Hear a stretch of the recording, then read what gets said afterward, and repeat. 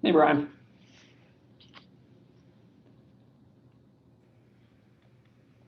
Hey, you there? Yeah, can you hear me? Yeah, I was on mute. Am I echoey? Talk a little more. So I'm in my bedroom here, has that vaulted ceiling, so there's an echo in the room I'm using my speakerphone.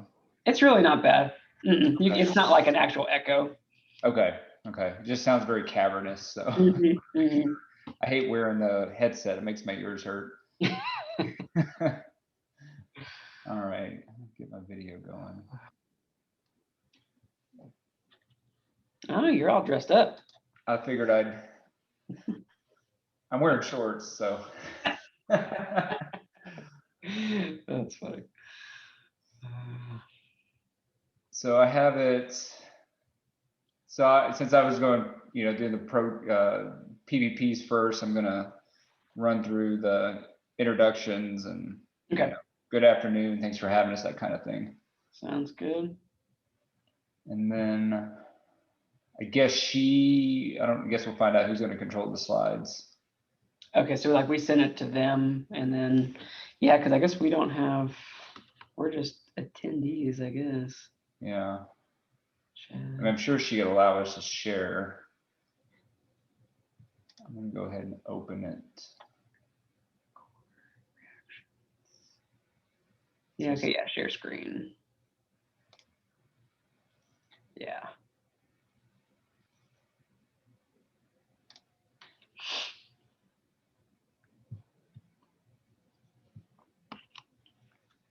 I hate how like every meeting and every presentation is on a different platform.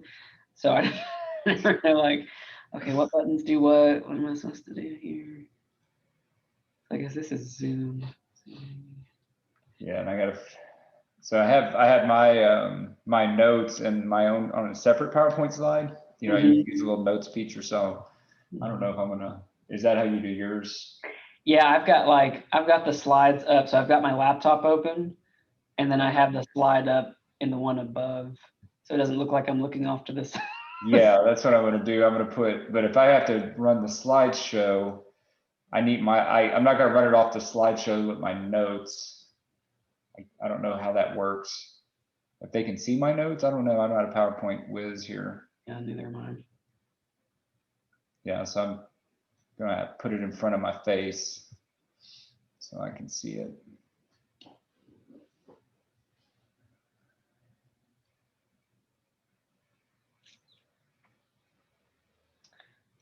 Interesting to see how many people we have this time. We didn't really have many last time.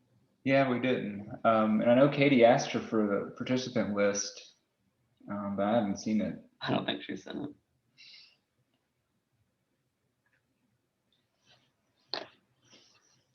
So for your introduction, I was going to say, to keep it short, that you're my co-presenter. You lead our construction real estate team here in the Houston office, and like me, you've been focusing a lot on the PPP loan program and employee retention credit since they were first enacted last spring. Sounds good. And then I'll introduce myself, and then we'll just dive right in. Yeah, like I did a run through, talking through all my slides, and it took me like 24 minutes. Okay. I could probably shorten it to closer to 20. Have you timed yourself to see how long? I've never done that. Maybe I should. I have my notes that I have my thoughts, but I feel weird like looking in a mirror. That's what it's like. Doing a drive. But I guess if you're an actor, is what you have to do. I don't know, but I did not. So hopefully I'm not going to go over too much over 24 minutes. Okay. I don't think there's going to be a lot of questions. And we're going to make our introductions brief. So yeah, that's the thing. If we just run through those introductions real quick, that'll give us 40 or 50 minutes to run through it, and then if there's more than 4 people on it, maybe there'll be some questions.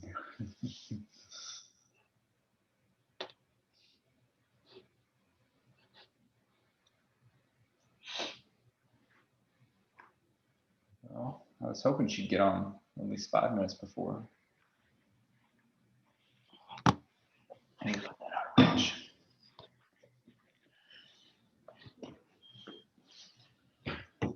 So are you going to the office every day, or are you just doing like Tuesday through Thursday? I'm trying to do Tuesday through Thursday.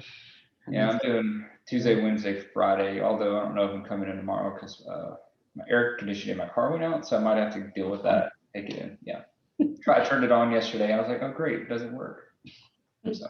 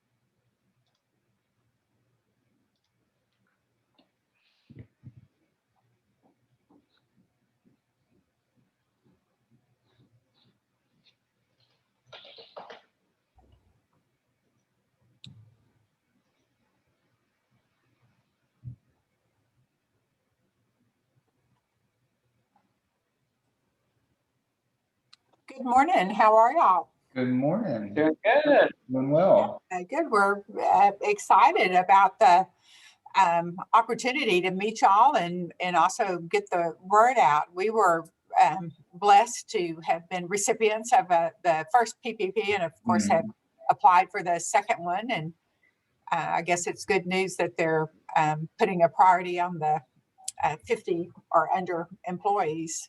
So that helps us too as well. But I know y'all have a amazingly busy schedule, so I'm excited. But we will post this too on our website, so there'll be Okay.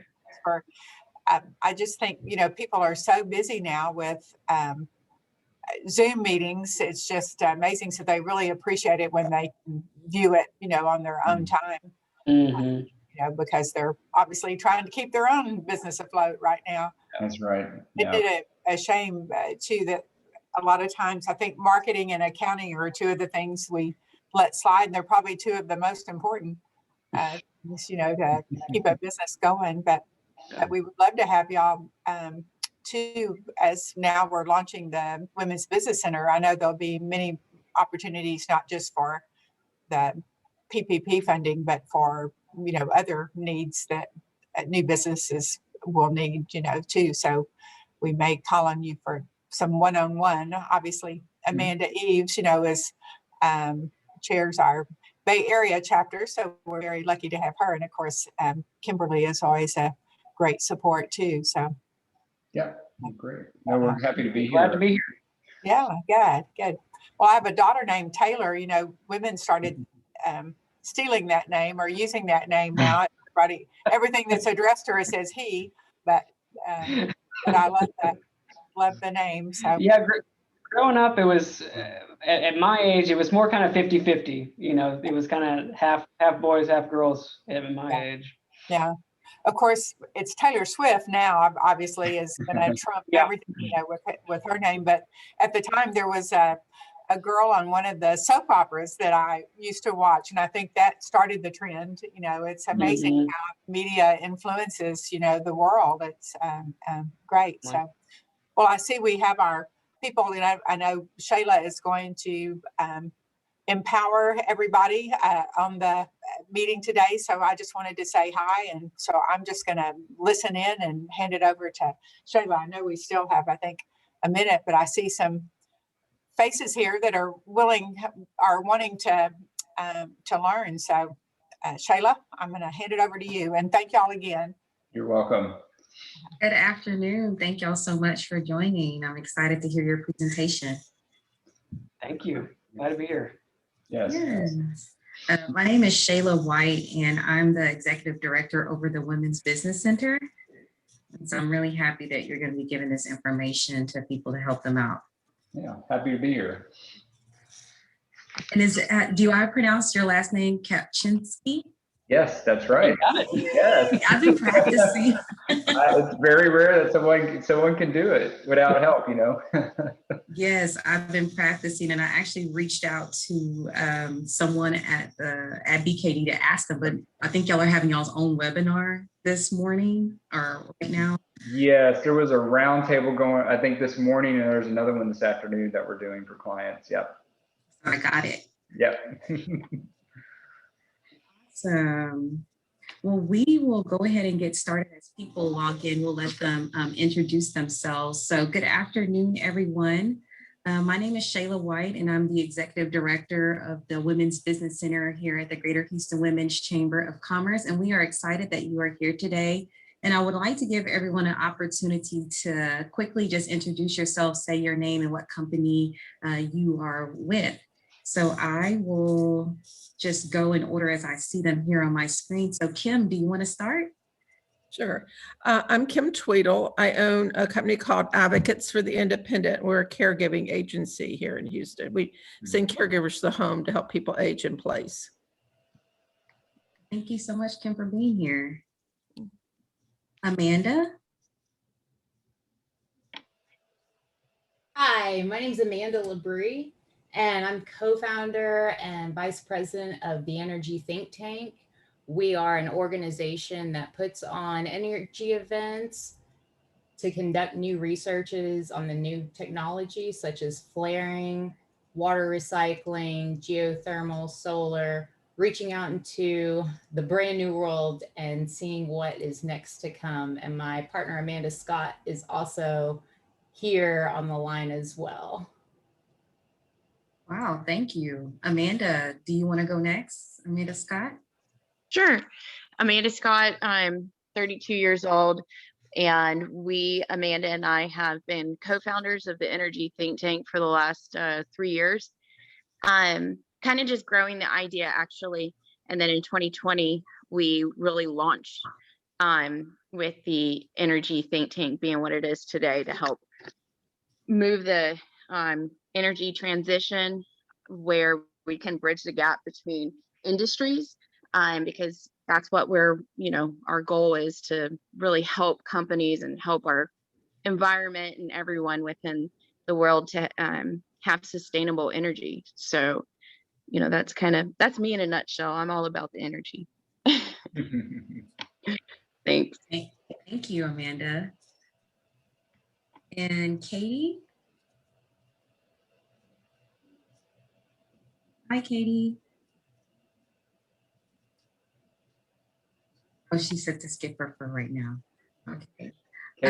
Katie's our marketing coordinator here at BKD, so she's probably just joining to just listen in and making sure that Taylor and I do a good job. Thank you, Brian. Sorry, I was hopping off one webinar for this webinar. Okay. Happy to be here. Appreciate the quick intro. Thank you, Katie. And Susan already introduced herself. Susan is our fearless leader here at the Greater Houston Chamber of Commerce. And so we are happy to be under her dynamic leadership. And again, my name is Shayla White. I'm the Executive Director of the Women's Business Center.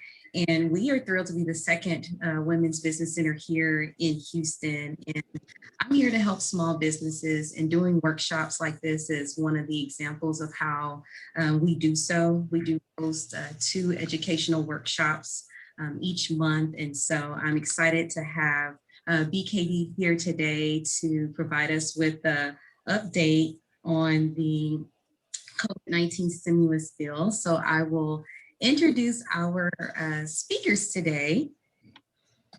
And so we have 2 CPAs. We have Taylor Short and Brian Kapchinsky here. And I'll tell you a little bit about them, starting with our director, Taylor Short. So Taylor is in the Houston office, industry leader of BKD National Construction and Real Estate Group. He has more than 8 years of experience providing accounting, tax, and consulting services to clients in various industries. Taylor works directly with senior management and business owners to help them achieve corporate, partnership, individual, and trust tax return compliance and tax planning. So thank you, Taylor, for being here. Thank you. Now, Brian Kapchinsky, who is a senior manager at the Houston office, industry leader of BKD Private Client Services. He has over 15 years of experience providing tax, consulting, and accounting outsourcing services to clients in various industries. Brian works directly with his clients, who include small businesses, professional service companies, and high net worth individuals to help them achieve their tax and accounting goals. He actively consults and assists his clients with various tax planning and tax preparation strategies. So everyone, please help me welcome Brian and Taylor today. Thank you.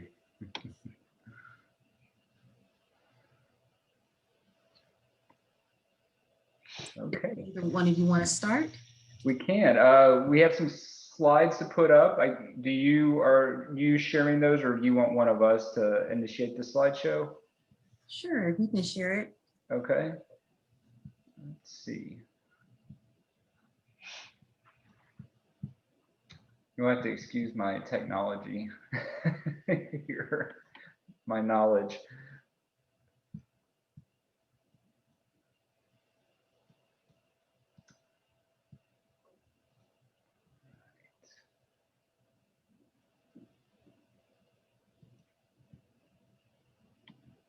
Well, y'all, I'm having problems. Give me a second. Do you see the option to share your screen? I do, but it's showing it on my screen that's up and down, so it's really small. Taylor, maybe you can try. Let me try mine. Okay. I don't know how to get the slideshow to move over to a monitor where it won't make it really small. Okay. Let's come over here.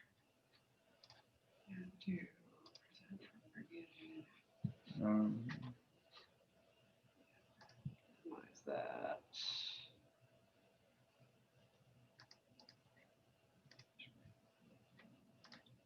Or if you want to email it to me, I can pull it up really quickly. Oh, there we go. Oh, there we go. Yay. All right. Thank you. Yep.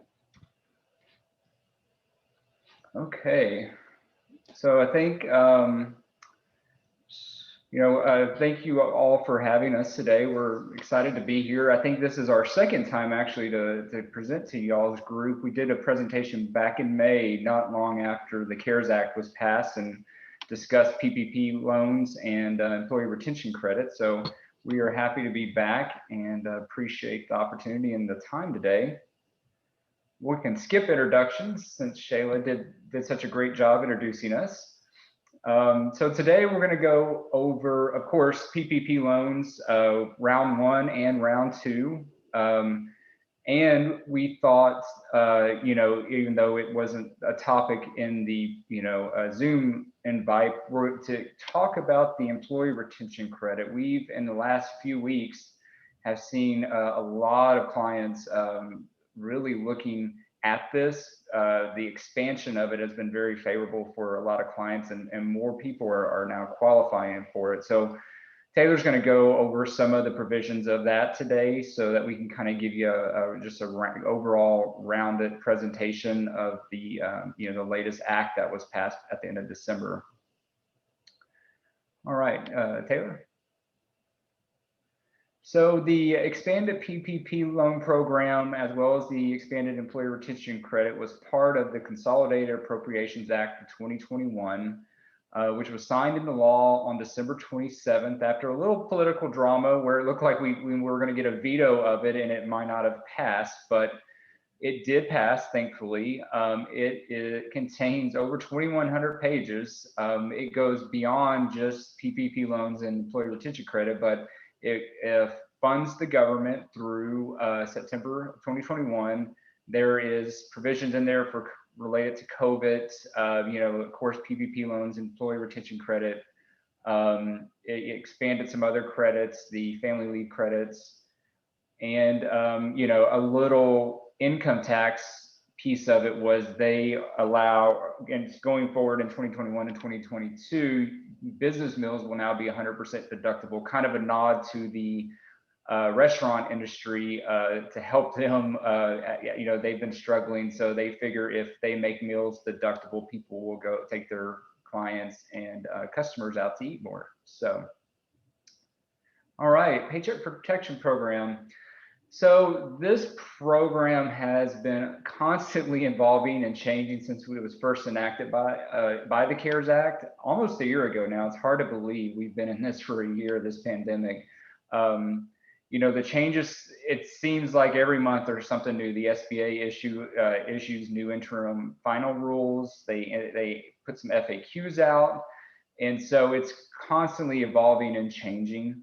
There have been a couple of changes that were made by Congress directly. One of those, of course, after the first enactment of the CARES Act, in June of past year, they passed the PPP Flexibility Act of 2020, which extended the program from June 30th through December 31st, extended the cover period from 8 to 24 weeks, and reduced the required minimum payroll costs from 6 to 60% from 75%.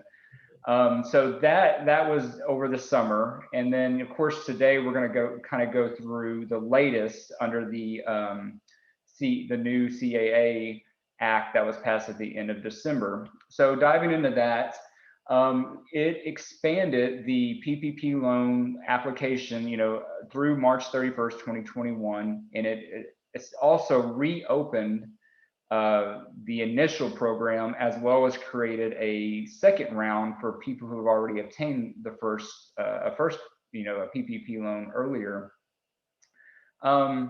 So this is actually a great thing for those companies who, looking at the economic outlook in May or June, didn't feel comfortable taking a PPP loan because they just didn't know. They didn't know how long this pandemic was going to last. They didn't know how long lockdowns were going to happen. So part of the application process is you have to sign a certification that says that your current economic uncertainty makes the loan necessary to support your ongoing business operations. Well, a lot of companies were like, we don't know, we don't feel comfortable signing that legal law by, you know, affidavit. So they either passed up on the loan or they returned the funds not long after funding. That's still in place. That hasn't changed, but now, you know, almost a year later, they have an idea of, I mean, their businesses, a lot of small businesses are still suffering, and a lot of businesses are now more comfortable saying, hey, I need this money. I will sign it and defend it. So it was a really great thing that they opened up round one again for those people who were uncomfortable taking it the first time around. So there's the second PPP loan we're going to dive into here in the next couple of slides, but just know that if you didn't get a PPP round one, you don't qualify for PPP round two. So there's some new rules in the CAA. Was it changed the period for purpose of loan qualification and waiver of certain affiliation rules? So all that means is that, you know, initially entities that were not in existence in 2019 did not qualify. But now if you were open for business on February 15, 2020, you can now qualify for the PPP round one loan. So a lot of people who, you know, unfortunately started their business at the start of the pandemic didn't qualify for round one. Now they do. And so they can now apply. And then another little provision that helps with forgiveness is a lot of businesses, before the original PPP loan was passed, they applied for these economic injury disaster loans, which was an existing program under the SBA, but it required any PPP loan forgiveness to be reduced by this injury disaster loan. The new CAA Act completely just did away with that. So if you got what they call idle loan, to start, you can still get full forgiveness for your PPP loan. So that's also a help to small businesses. So other things in the act, they simplified the forgiveness application for borrowers who are requesting under 150,000. The new form was released on January 19th, Form 3508S. And all they have to do is list the number of employees retained and estimated amount that they will spend on payroll. So it's getting a lot of banks struggle to get that up and going, even though the application was ready January 19th. Some banks are just now starting to accept those. So you know, if you're one of those who went to your bank and said, hey, I want the new PPP2 loan, or even round one, and they said we're not ready, hopefully by now they are, and you can go get that loan and apply online. Another provision is they now allow you to choose your covered period, and not to get into too much of what that is, but it essentially is the period of time that you have to spend the money that you borrowed is now more flexible. In the original program, it stipulated that you had to spend the funds within 8 weeks on the covered costs in order to obtain, qualify for forgiveness. And you know, not long after that, I'd say 2 months after the law was passed, the SBA released guidance that created what they called an alternative covered period, which allowed you to kind of move your start date from, you know, instead of it being when you obtain the loan, you can go ahead and push it forward to when your next payroll cycle started. So that allowed businesses to simplify their forgiveness calculations so they didn't have to prorate payroll or anything like that. Well, then, of course, in June, we had a new law from Congress, and they changed the cover period from 8 to 24 weeks. So that gave people more time to spend the money, which was great. But now, once again, they have changed the law and said, well, we recognize that some people may spend all their money in 10 weeks or 14 weeks. So you can stop there. You don't have to go 24 weeks. You don't have to stop. You don't have to pick 8. So it just provides some flexibility there. And in effect, it did away with this alternative cover period that was created by the SBA. And then another piece of the law is they expanded the PPP loan eligibility to other organizations such as chambers of commerce, trade organization, newspapers, broadcasters. So it broadened the scope of who could apply. All right, second draw. So we're on the second draw. So if you got a PPP1 loan, if you have used it or will use it, you're eligible to get a second loan. You have to, the maximum amount of a second draw is 2 million. So that's the most you can get. It closes in about a month. So, you know, there's a month left. And then the number, you have to have employees under 300. There are some rules for restaurants, groups of restaurants. They have to have 300 per location. So that's very unique for the restaurant industry. Let's see what else. If the loan is over 150,000, you have to submit documentation to prove your decline. If your loan is under the 150,000, you still have to submit proof, but you just have to submit it when you forgive. And that is in place to try to help small businesses quickly get the loan, so they don't have to provide all this documentation up front. They can just get the money and then worry about it later when they apply for forgiveness.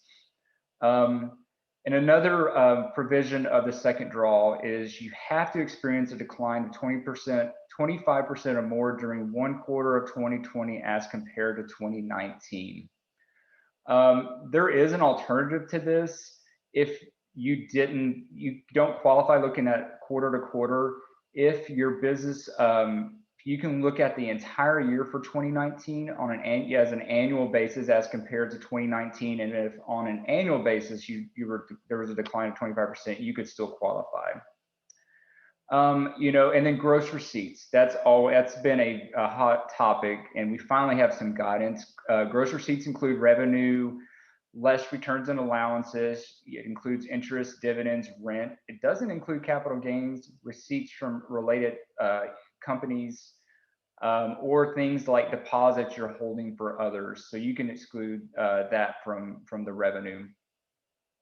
There's some rules related to if you acquire an affiliate during 2020, of course, your revenue is going to be more because you have a new company that's in your group.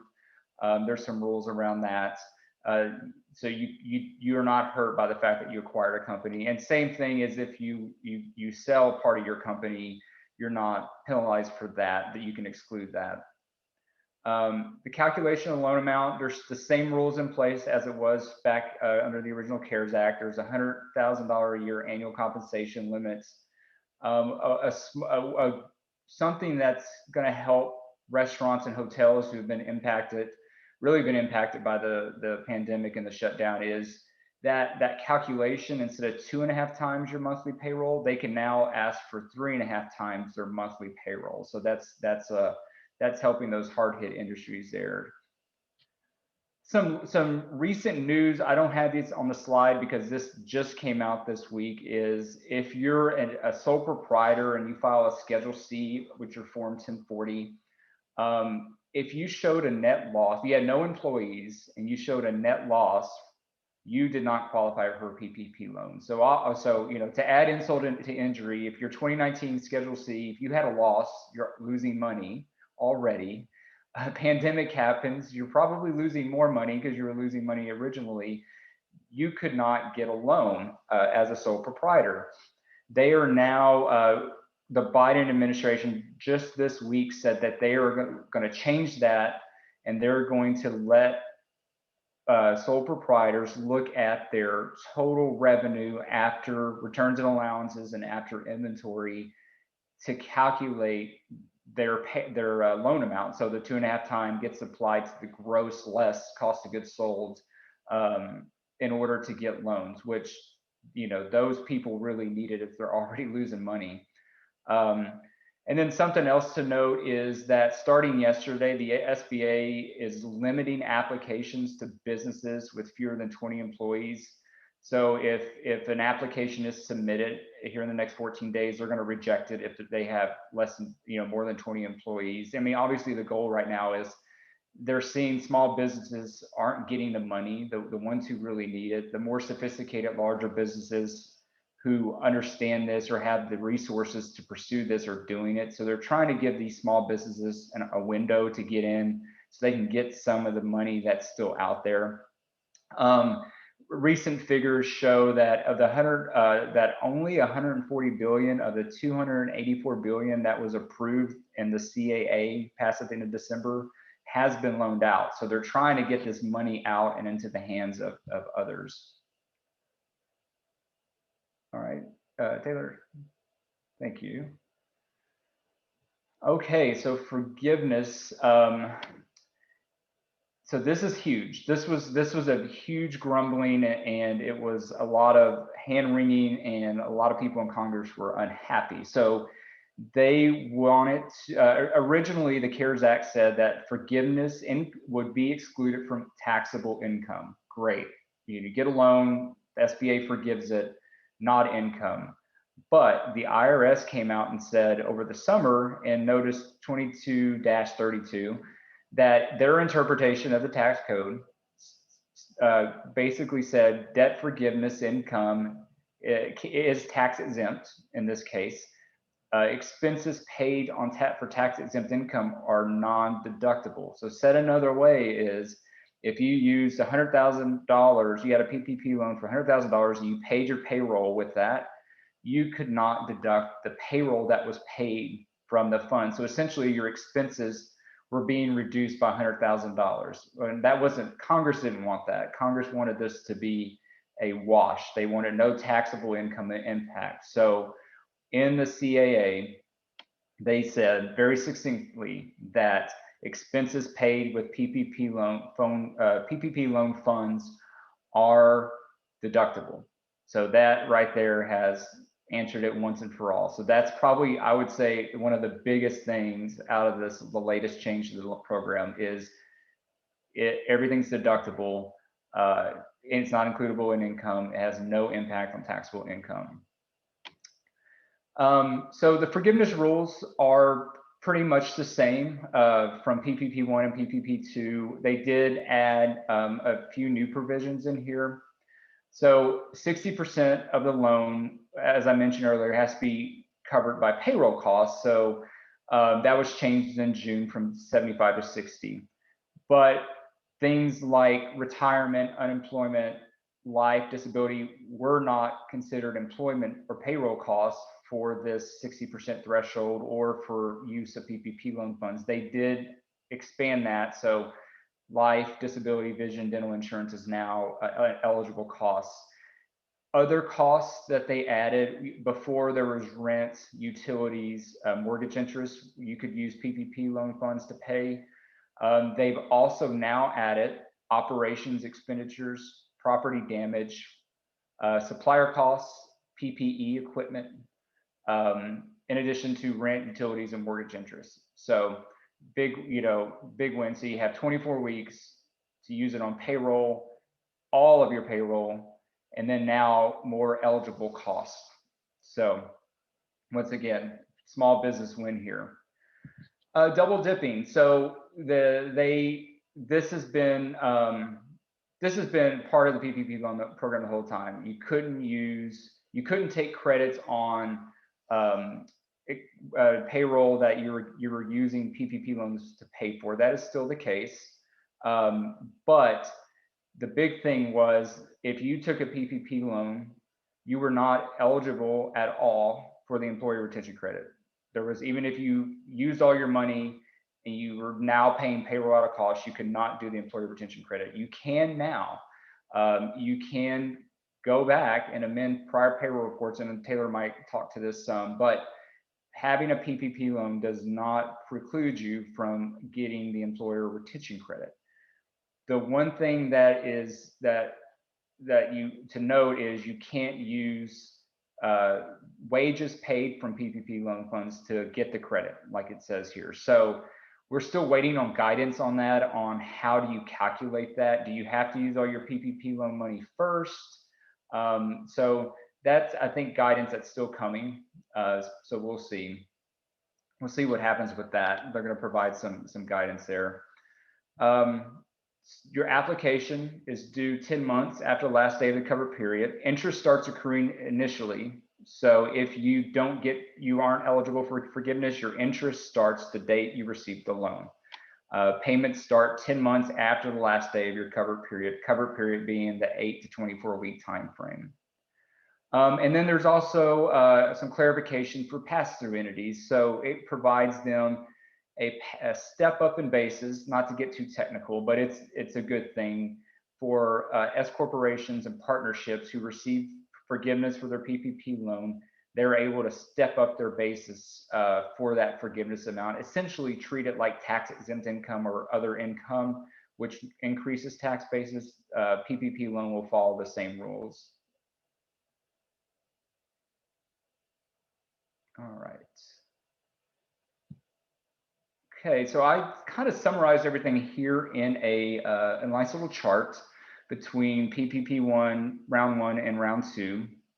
You know, the three line items here I want to draw your attention to are 3.5 times for restaurants and hotels, expansion to cover payroll to include life, disability, vision, dental, and then of course the expansion of non-payroll costs to include property damage, operations, supplier costs, and PPE equipment.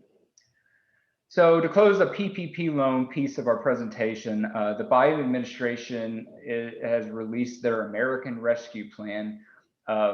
Right now, the PPP loan program would not be altered much, but they would provide additional funding, another $7.25 billion of funding, and presumably extend the application date past March 31st. But they're looking to go beyond the PPP loan program.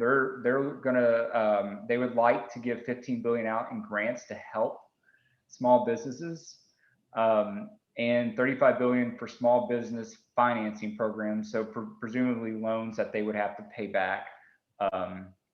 So all of this funding by the government and assistance to the economy is unprecedented, and has very fortunately has helped many businesses stay open and stay afloat. It's widely expected that, and taxpayers are obviously at some point going to have to foot the bill for this. You can only print so much money, so it's the general consistency in the near future. We're probably going to see tax rate increases and on the, at least the wealthiest Americans to help fund these programs, the rescue of the economy because of the pandemic. So that's it on PPP loans. And of course, at the end of the presentation, feel free to ask questions, but I'll now hand it off to Taylor and let him kind of give you some information on employee retention credit. And then he's going to give you a brief overview of some of the tax law changes being proposed by the Biden administration. Taylor? All right, thank you, Brian. So the next topic that we wanted to cover was the employee retention credit. And just to give a little bit of background on that, it was created under the CARES Act last March. But like Brian mentioned, a lot of people didn't really look at the employee retention credit or pay much attention to it, because one of the big overarching rules was if you had a PPP loan, you couldn't take the employee retention credit. So most of our clients and most of the people that took stimulus money did that through the PPP loan. And so the employee retention credit really wasn't even on their radar. And so now that that rule has changed and you can have a PPP loan and also qualify for the employee retention credit, it's come to the forefront. People are really looking at it and trying to understand how they can benefit from it. And the employee retention credit is actually a payroll tax credit. So most of the tax credits that we have been used to in the past are income tax credits. And so if you are a partnership or an S corporation, the tax credit doesn't really get a benefit at the business level. If you're a pass-through entity, that credit would get passed through on a partner K1, and then the eventual taxpayer would apply for that credit and receive the credit. But because it's a payroll tax credit, if you're a partnership or S corporation, you're going to get that benefit at the business level, and it won't pass through directly to an individual to apply for the credit. And as Brian mentioned, under the Consolidated Appropriations Act, the credit was expanded and extended into 2021. And so as I go through my slides here, I kind of have it split out between what are the 2020 rules and what are the 2021 rules. But when you're looking at 2020, the IRS is actually allowing you to retroactively take that 2020 credit. So because people that took the PPP loan didn't even look at it, didn't try to apply for it, you can now look back and see if you qualified under those old rules and go and amend payroll tax reports to receive that credit for a prior period. So not only did they extend it, but they also opened it up to people to go back and see if they qualified in 2020. So now that we kind of know what the credit is, how much can you get? So under the old rules in 2020, the rule was you could get a credit of 50% of each employee's qualified wages between March 21st and December 31st of 2020. And so each employee was capped at $10,000 of qualified wages. So basically you were capped at, your max credit was $5,000 per employee between March 12th and December 31st of 2020. 2021, they increased the credit amount. So now for 2021, you can get up to 70% of the qualified wages for each employee. Same thing, up to $10,000 per employee. So that's $7,000 that you can get per employee as a tax credit for each quarter of 2021. So you can get that for Q1 if you qualify, and for Q2 if you qualify. So if you fully qualify for this credit in 2021, they basically tripled the amount of credit that you can get. And they also changed the rules to where a qualified health expenses can be included in qualified wages, which I'll talk about a little bit later. So now we know how much you can get, who qualifies for this credit. So the general rule for 2020 employee retention credit was you could qualify under two different ways. One being if your business operations were fully or partially suspended during a quarter due to a governmental order. So if you remember the beginning of the pandemic, they were shutting businesses down, shutting restaurants down, shutting non-essential businesses down. They didn't want people traveling and going to work. And so if you qualify under your business was fully or partially suspended because of a governmental order, you can qualify for this credit. Now, partially suspended is kind of a gray area. It's all about the facts and circumstances of your particular operations. There's no bright line test, but one of the rules that they've kind of released from the IRS on some of their FAQs that they put up on their website is that partially suspended doesn't mean that your customers couldn't get to you or there's less foot traffic because of a governmental order. It has to directly affect your business. So think of a restaurant. Okay, their restaurants are not allowed to have more than 50% capacity. That's a partial suspension. So there are some gray areas that you can look at, but that's the first way to receive the credit.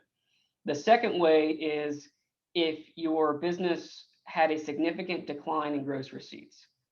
And in 2020, they define that as a 50% decline in any 2020 quarter as compared to 2019.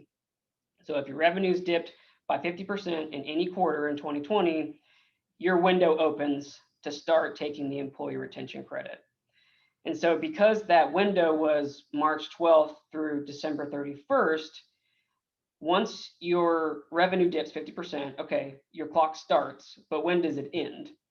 So if you have that clock start, your period ends the quarter after you have a quarter in which your gross receipts get up to 80% of what they were in 2019. So think of, okay, quarter one and quarter two of 2020, you had the 50% decline. And then in quarter three, you got back up to 80%. You would get Q1, Q2, and Q3 to calculate your qualified wages for the employee retention credit.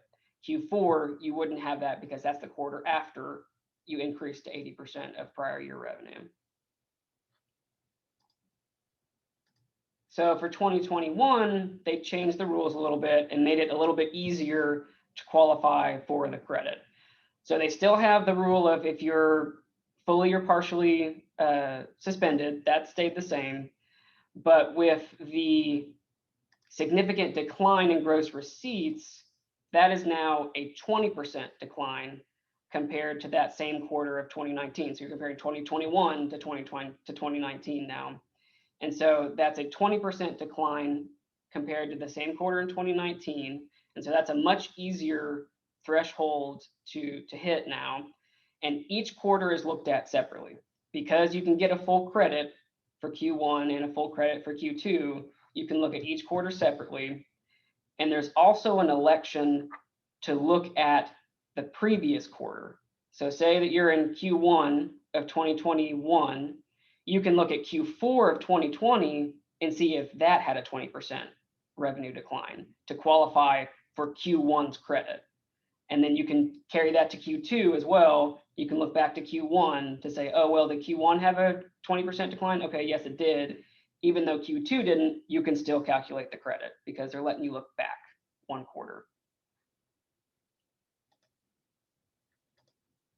Okay, so if you qualify under one of those rules, what wages can you count toward those qualified wages and then multiplying that percentage to get the credit towards? For the 2020 credit, the threshold that you looked at was if you had under 100 employees, you could basically use all of your employees' wages, your employees' gross wages. But if you were above 100 employees, full-time employees, you could only use wages for people that were not working. So you basically had to be paying them not to work. for them to qualify as wages for the employee retention credit. So for those businesses that are over 100 employees in 2020, the credit isn't, there's not much credit out there for you because you really had to be paying somebody not to work to use those as qualified wages. But if you're under that 100 employee threshold, all of your employees' gross wages count towards reaching that 10,000 cap per employee. And the definition that they're using as a full-time employee is somebody that works at least 130 hours during a month. So if they are under that 130 hours, they are not a full-time employee, according to this, and you do not have to include them in your employee count. So if you have a lot of part-time employees, even though you technically have over 100 employees, you may not have over 100 full-time employees. And so the way that you calculate that is you say, okay, you look at each month separately. You say, okay, which employees were over 130 hours? You add those employees up, and then you do that for each month, add the whole year up and divide by 12. That gives you your average full-time employees for 2020. And you're actually, when you're doing that calculation, you're looking at 2019. So they're making you look back pre-pandemic level employment to calculate your full-time employees. So you're looking at 19 when you're doing that calculation. And aggregation rules do apply. So for businesses that have a lot of related entities, if there is common control between those separate legal entities and separate filing tax returns, you have to aggregate those employees together. And those rules are fairly complicated, and we could spend 30 minutes to an hour just talking about that. So if you have some questions on that, feel free to reach out to us, because that's something that a lot of our clients are looking at to see, does that apply to them, and do they have to aggregate all their employees together? So that's 2020 for who qualifies and what wages qualify. For 2021, they lifted that from 100 employees to 500 employees. So they greatly expanded the amount of businesses and companies that are going to be able to qualify for this and use everybody's wages, not just people that they paid not to work. So that was the main change between 2020 and 2021, was it went from 100 to 500 full-time employees. You still do the same calculation. It's still 2019 that you're looking at to calculate that average full-time employee number, but now it's 500 employees. And then qualified wages are generally defined as, what are your gross wages that are subject to employment taxes? That's your qualified wages. And then you can also include the employee and the employer's portion of health coverage expenses. So if you pay premiums for your employees' health coverage, you can add that to the calculation of their qualified wages. And so you go through, you figure out how many qualified wages you have. You're under the 500 or the 100 threshold. How do you get the credit? You get the credit by reporting those qualified wages on your quarterly payroll tax report. As I mentioned before, it's a payroll tax credit.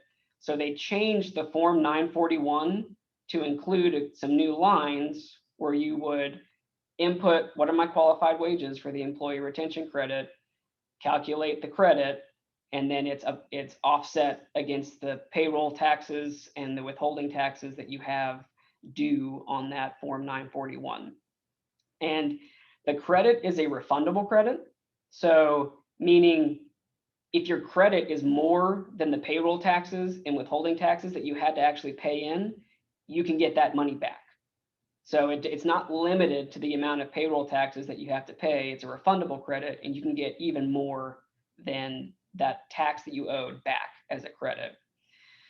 And there's a way for businesses to take advantage of the credit immediately and not have to wait until they file their quarterly payroll tax reports to actually get the credit. Okay, I'm going to get a refund from the government. You can stop depositing payroll taxes. Some people do it weekly, some people do it monthly, but you can reduce or stop the deposits for your withholding and your payroll taxes based on the amount of credit that you have calculated that you're going to get. So, we're already kind of halfway into, Q1, or more than halfway into Q1. If you look back at Q4 and you say, well, okay, I had a 20% reduction. I'm under 500 employees. I qualify for this thing. I'm going to add up all my qualified wages and multiply that by 70%. If that number is already kind of more than what your payroll taxes are going to be, you can basically stop depositing payroll taxes to get that credit now, instead of get the cash flow for that credit now, instead of waiting until April 30th to put it on your payroll tax report and then waiting for the government to send you a check.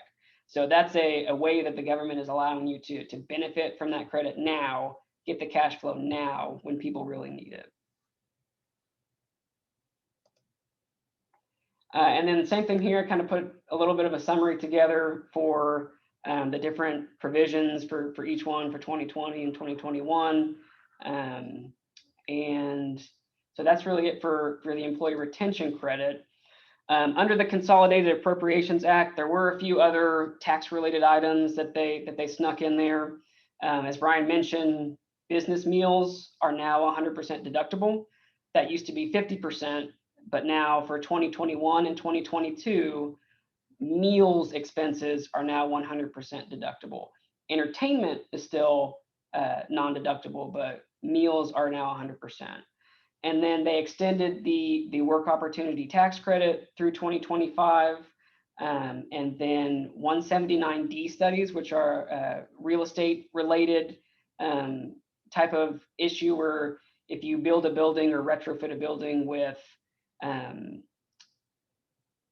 energy efficient equipment, you can get an immediate deduction for certain items under 179D. And then charitable contributions for 2020 and 2021, you can actually contribute up to 100% of your adjusted gross income to charity and get that as a full deduction that year. Typically it's 60% of your AGI. And then if you're over that, it carries over into the next year. But for 2020 and 2021, they increased that to 100%. And then the last thing I wanted to talk about was the Biden tax platform. As Brian mentioned, there's a lot of stimulus money going out there. The government is printing a lot of money, and somebody's going to have to pay the piper eventually. And so that's going to come through increased taxes. We don't know when that's going to hit. More than likely, it's kind of our opinion that the administration is more worried about stimulus right now and stimulating the economy, and the tax reform will come a little bit later. But there are midterm elections in 2022. So most likely, while the administration and the Democrats have the House and the Senate, they're going to try to get something passed before November 2022 while they still have that majority. And so, it's probably going to be something that's going to be either late this year or sometime into 2022, because right now they're worried about stimulating the economy and getting people back to work. But under Biden's kind of platform that he's put out there, his main theme is that, okay, individuals making over $400,000, you're going to pay more taxes. And there are certain areas where they're targeting those increase in taxes. One being the top tax rate.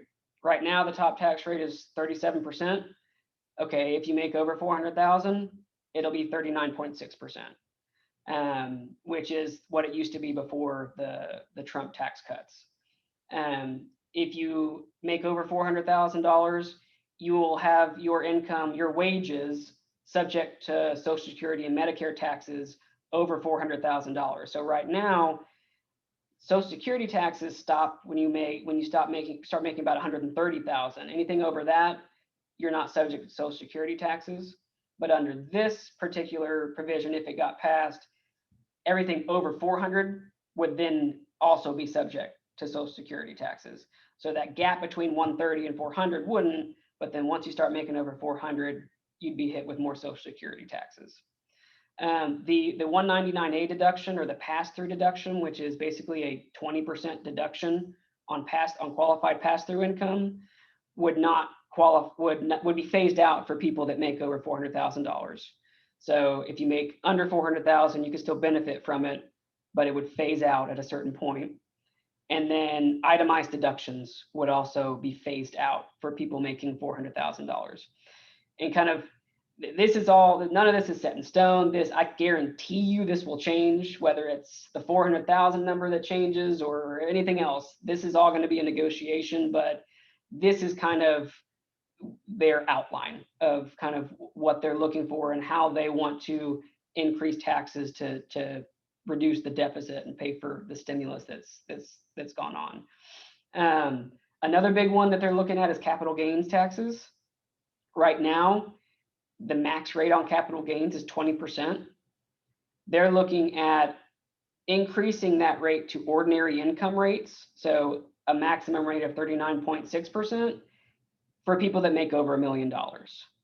And like I said, that $1 million mark could change. It could go down, it could go up, who knows? But that's another area that they're looking at raising revenue, is that increasing the rate on capital gains taxes for wealthy individuals. And then the last thing that they're looking at that is very popular when it comes to revenue raising is to reduce the lifetime gift and estate tax exemption. If you remember back to the Trump tax cuts in 2017, they basically doubled the amount that people could gift or that would be exempt from estate taxes from 5 million to around 10 million per individual. And that was a huge increase. And a lot of people took advantage of that through estate tax planning and lifetime gifting. But what they want to do is reduce that back down to what they call, historically reasonable numbers, which who knows what that number is. That exemption has fluctuated greatly over the last 20 years. It's gone from 1 million to 3 million to, at 1 year, there was no limit to your exemption, I think in 2010. And so it's really fluctuated. So who knows where that number is going to end up, but it will be less than 11 million or 10 million if this gets passed, because this is even with Republicans, this is a very popular way to raise money, because people see it as only rich people use it. It's not even something that, quasi-rich people use. I mean, it's just something that is very popular as a revenue raiser. All right, and that's kind of the end of the information that we had. If anybody has any questions, I think we have a few minutes left.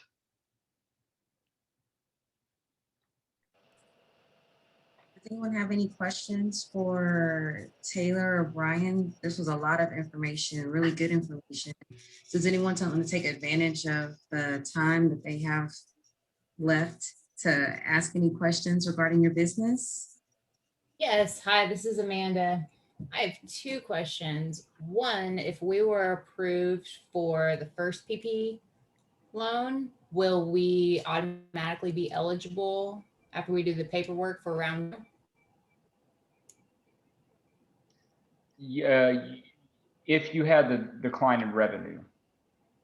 If we had a decline in revenue? Yes, yeah. So that, trying to find which slide that was, but those requirements, you still have to meet those requirements to apply to get the PPP loan, the second round. Okay. Yeah. So if any quarter in 2020, you had a 25% reduction Correct. in revenue compared to the same quarter in 2019, you would qualify. Yeah. Oh. Yeah. And the reason being is people, there could be some businesses that probably benefited from the pandemic and had revenue increase. So maybe at the beginning of it all, they qualified, they got the loan in May.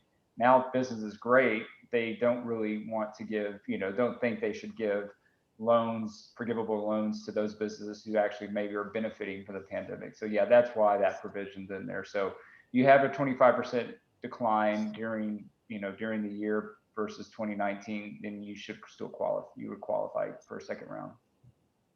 Okay. And this is definitely an accounting question.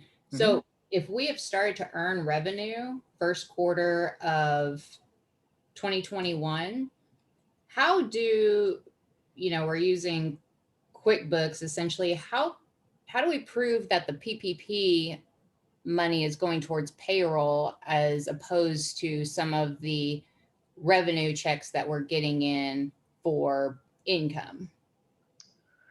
Right. So we've advised some clients to have it in a separate bank account. A lot of them haven't done that, but really so if you can do that, that would be great. And then just transfer over to your main operating account, as needed to pay payroll, utilities, rent, those kind of expenses. Other than that, just keeping a good record. I mean, the receipt of the funds won't go to revenue in QuickBooks. It'll go to a loan, a note payable, a loan that's a balance sheet account. So it's not a revenue account. So that's another way they'll know. And then just the fact that you have expenditures for payroll, rent, utilities, your payroll reports, they'll ask for that when you apply for forgiveness. They'll ask for bank records. So those things will help them see that you've used it for payroll. Now, obviously, if you get $100,000, but your payroll is only $5,000, they'll see that based on the information you have to submit when you apply for forgiveness. Okay. But if we could put it in two separate accounts, is cleaner? It's cleaner. It's cleaner from, we've been telling that to really large companies, especially when they have hundreds and hundreds of transactions a month. If you don't have the volume, I mean, it's not 100% necessary. It just helps, companies that have thousands upon thousands of transactions, on a monthly basis, kind of track it and segregate it. But there's no requirement to have a separate bank account, no. Okay. Yeah, there's only two of us. Yeah. Yeah, just make sure when you get the money that you don't record it as revenue. When you do receive the loan, it's not revenue. It's a loan, which would go to a liability account when you code it in QuickBooks. And then when you get it forgiven, you would have to essentially record it as income to get it off, to kind of zero it out. I'm getting into all the accounting nerdy stuff, but just knowing your taxes, that's not really income, the forgiveness. So. Okay, right. Yeah. Right. Okay. And then what if an employee received unemployment benefits during the year 2020? What they received unemployment because you had to close or lay them off, or? Correct. Correct. Yeah. So since you didn't pay them, you let them go and get on unemployment, you may have a reduction in your full-time equivalent. So there's kind of a couple of tests here when you're applying for forgiveness. One of them is, did you lay from the date of the loan during the 24 weeks, the covered period, did you lay anybody off? If you did, that could adversely affect your amount you'll be forgiven. Now, one person over the course of 24 weeks, if you brought them back at some point, the average, when you average it all out, it probably won't hurt you. But obviously, if you didn't pay them because you laid them off and they went on unemployment, there's no wages to count towards your forgiveness. So an extreme example is you get the money you get a PPP loan, you laid everybody off, you couldn't spend the money from the PPP loan because you had no employees to pay, and you're left with the money at the end of the 24 weeks or a large portion of that. Mm-hmm. You'd have to return the money or pay it back over 5 years at 1% interest. Okay. Yeah. Okay. So what our simple issue is, last year we were approved for PPP 1, but however, we're just now receiving it, like this month. Okay. Yeah. So we're just now receiving the funds for the first round. Now, people were on unemployment last year because we didn't have it. We did have the SBA, which helped. So now that we are getting our funds for round 1, going in and applying for round 2, will that, do you think, have any bearing, since we weren't able to use round 1 in the year of 2020? Yeah, I haven't had that situation yet where somebody is just now, you applied for it in earlier into like mid 2020 and you're just now getting funded? Correct. Interesting. Okay. So anything that happened in 2020 as far as laying your people off, that doesn't hurt you. It really, that really starts the day you received the loan. So if you received your PPP-1 loan January 2nd, that's the window that starts. So if you lay anybody off after that, getting PPP-2 is the statute says you have or will use and obtain full forgiveness for PPP-1 loan. So that is a, you know, that if you're stacked like that, that's going to be a hard, that'd be hard to know, right? Because you're just now getting your PPP-1 loan, just now spending it. Right. I would assume in 24 weeks you could spend the money, because it's not like you can now wait until you spend all your PPP-1 loan money and then apply for PPP-2, because PPP-2 you have to apply by, you know, we have a month and then it's over. So yeah, you might want to talk to your bank about that and just make sure that because they're stacked like they are, there's no issues with that. But because if you end up not qualifying for PPP-2 because you don't use all your PPP-1, you'd have to return it, I would suspect. So yeah, talk to your bank. Okay. All right. Thank you. It was really good information. I appreciate it. You're welcome. Happy to help.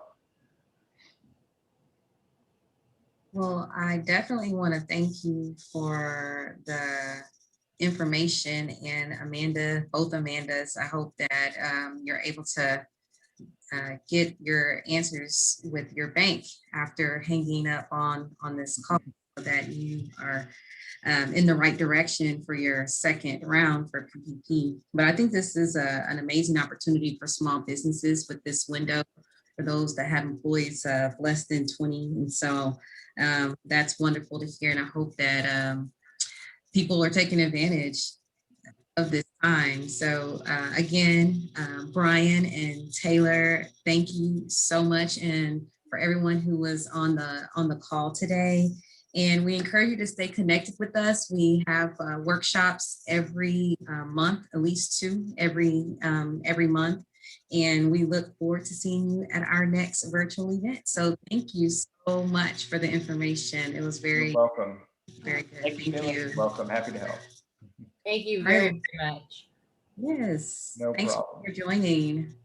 So everyone have a great rest of the day. All right. Y'all too. Bye-bye. Thank you. Thanks.